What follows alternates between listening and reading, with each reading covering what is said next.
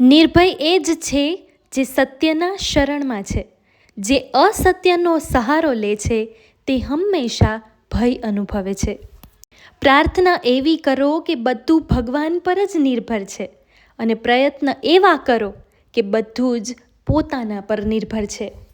જ્યારે સમય સારો હોય ત્યારે શરીર સાચવવું અને જ્યારે સમય ખરાબ હોય ત્યારે મગજ.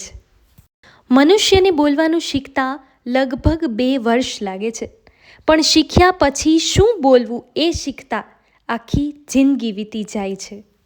હંમેશા આવા વ્યક્તિને સંભાળીને રાખો જેણે તમને 3 ભેટ આપી છે: સાથ, સમય અને સમર્પણ. આપવાવાળાને અભિમાન ન આવે અને લેવાવાળા લાચાર ના બને એ જ સાચું દાન. જેની અક્કલ ઠેકાણે ના હોય સમય એની અક્કલ ઠેકાણે લાવી જ દે છે.